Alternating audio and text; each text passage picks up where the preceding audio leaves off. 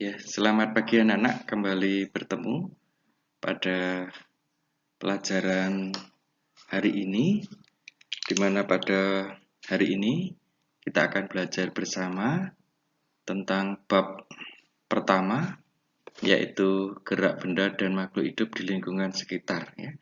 Anak-anak, coba sambil dibuka buku paketnya halaman 1-9. Di situ nanti ada judul atau bab gerak benda dan makhluk hidup di lingkungan sekitar, ya. Anak-anak, sebelum masuk materi pada kesempatan karena pertemuan pertama, anak-anak saya sampaikan bahwa KKM IPA untuk kelas 8 pada tahun pelajaran 2020-2021 adalah 70. Jadi anak-anak harus mencapai KKM 70 untuk nanti dapat naik kelas di akhir tahun nanti. Dan pelajaran hari ini karena waktunya singkat, Pak Guru akan menyampaikan secara cepat ya anak-anak ya. Standar kompetensi ya seperti ini anak-anak.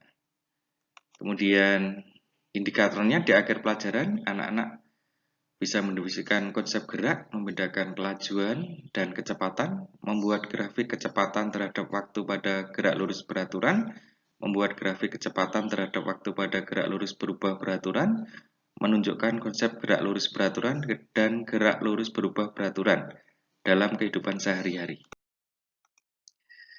Anak-anak, gerak itu merupakan salah satu ciri dari benda hidup maupun tak hidup ya, di mana kita sebagai makhluk hidup itu gerak ya, bergerak. Tetapi benda-benda tak hidup juga bergerak, misalnya roda berputar, kemudian bola ditendang bisa berpindah tempat dan sebagainya, itu karena bergerak ya. Nah, sekarang apa itu gerak anak-anak? Benda dikatakan bergerak apabila, coba dipahami, benda dikatakan bergerak apabila mengalami perubahan kedudukan terhadap suatu titik yang ditetapkan sebagai acuan. Ya. Mengalami perubahan kedudukan terhadap suatu titik yang ditetapkan sebagai acuan. Ini misalnya mobil bergerak ya. Bergeraknya itu ada titik di mana sebagai acuan dan dia akan mengalami perubahan terhadap kedudukan yang dipakai sebagai acuan tersebut. Sebuah mobil bergerak dari terminal, ya, dapat dikatakan bahwa mobil bergerak terhadap terminal. Terminal bergerak terhadap mobil. Sopir tidak bergerak terhadap mobil karena di tempat duduk. Ya.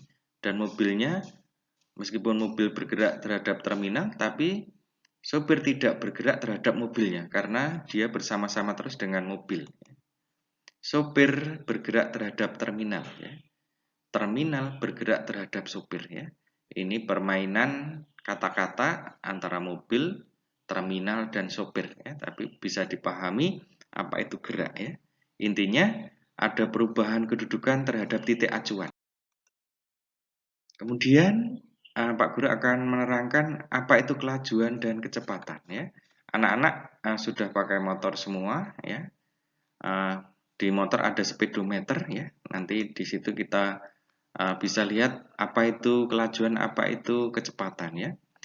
Kelajuan hanya mempunyai nilai tetapi tidak mempunyai arah. Misalnya anak-anak melihat speedometer itu pada waktu dikendarai jarumnya menunjukkan angka 60. Berarti dia bergerak ya dengan laju 60 km per jam ya. Kelajuan itu digolongkan sebagai besaran skalar ya. Karena apa? Dia hanya mempunyai nilai tetapi tidak mempunyai arah. Jadi arahnya belum diketahui. Sedangkan kecepatan selain mempunyai nilai juga mempunyai arah. Contoh, misalnya bola dilempar ke atas dengan kecepatan tertentu ya, misalnya 50 km per jam, atau naik motor diketahui 50 km per jam ke arah barat ya. Ada nilainya, ada arahnya ya. Kalau besaran itu mempunyai nilai dan arah, itu digolongkan sebagai besaran vektor. Jadi besaran mempunyai nilai dan arah ya, itu kecepatan, maka digolongkan sebagai besaran vektor. Sedangkan selanjutnya kita akan membahas kecepatan dan kelajuan. Kecepatan dan kelajuan simbolnya V ya. Kemudian satuannya adalah meter per sekon. Maka rumusnya apa anak-anak? V sama dengan S per T. V itu kecepatan, S itu perpindahan atau jarak, T itu waktu ya. Kecepatan satuannya meter per sekon, perpindahan satuannya meter, waktu satuannya, waktu bukan meter per sekon ya, waktu itu sekon saja. Ini salah tulis ya. Waktu itu sekon saja. Ini salah tulis. Kemudian gerak itu ada gerak lurus beraturan. Gerak lurus berarti lintasannya lurus. Beraturan berarti kecepatannya tetap ya. Kalau lihat kita grafiknya, dari waktu ke waktu kecepatannya selalu tetap, maka digambarkan sebagai garis datar ya. Pada jalan tol, lintasannya yang lurus, mobil dalam selang waktu tertentu memiliki kecepatannya selalu tetap ya, maka itu gerak lurus beraturan. Jika sebuah benda dilempar pada ruang hampa, maka benda akan bergerak dengan kecepatan tetap ya. Itu contoh gerak lurus beraturan. Kemudian pada gerak lurus berubah beraturan, disingkat menjadi GLBB ya. Gerak lurus berubah beraturan adalah gerak yang lintasannya lurus dan memiliki kecepatan setiap saat berubah ya. Berubah bisa dipercepat, bisa diperlambat ya. Grafiknya seperti ini anak-anak. Ya. Jadi kecepatannya garis lurus naik ya, selalu naik, itu berarti dipercepat. Tetapi nanti kalau garisnya turun ke bawah ya, turun ke bawah berarti diperlambat. Gerak lurus berubah beraturan diperlambat. Sedangkan selanjutnya kita masuk ke cara mencari jarak pada gerak lurus beraturan. Dapat diketahui ataupun dicari untuk mencari jarak atau perpindahan itu pada gerak lurus pada gerak lurus beraturan itu V kali T. V simbolnya apa tadi anak-anak? Simbol apa? Kecepatan. T waktu. Maka S sama dengan V kali T ya. V kali T. Jarak sama dengan kecepatan kali waktu.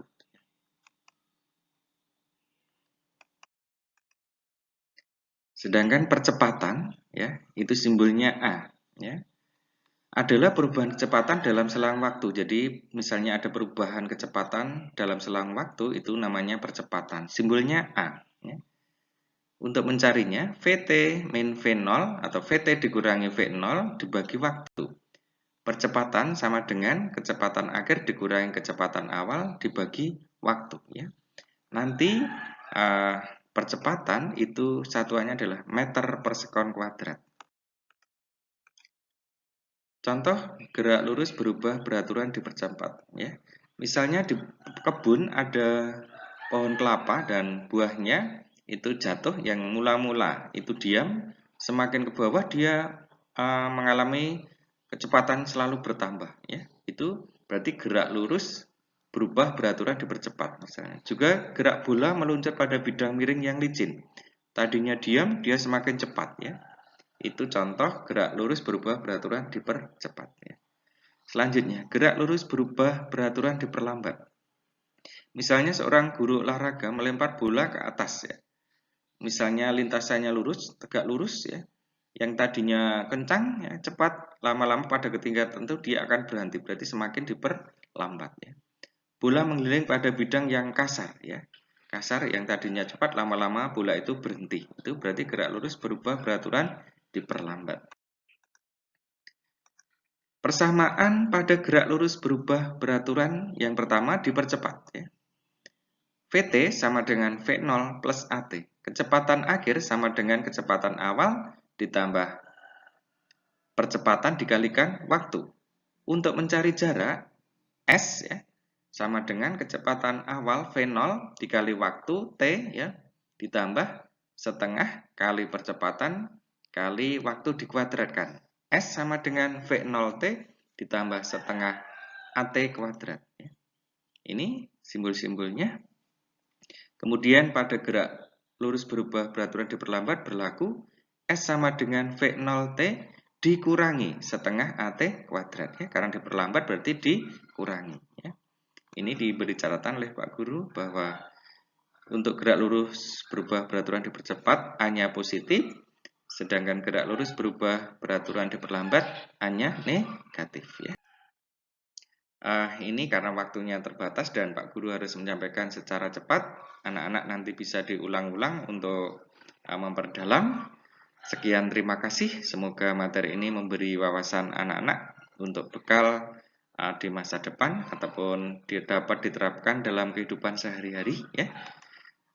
Semboyan kita selalu dengan kata tak kenal lelah untuk selalu belajar ya. Sekian anak-anak, kurang lebihnya mohon maaf. Salam sehat, saya akhiri ya. Nanti kita akan melanjutkan memperdalam materi ini dengan contoh-contoh soal dan kita kerjakan dengan rumus-rumus itu supaya anak-anak lebih paham ya. Sekali lagi terima kasih, salam sehat ya.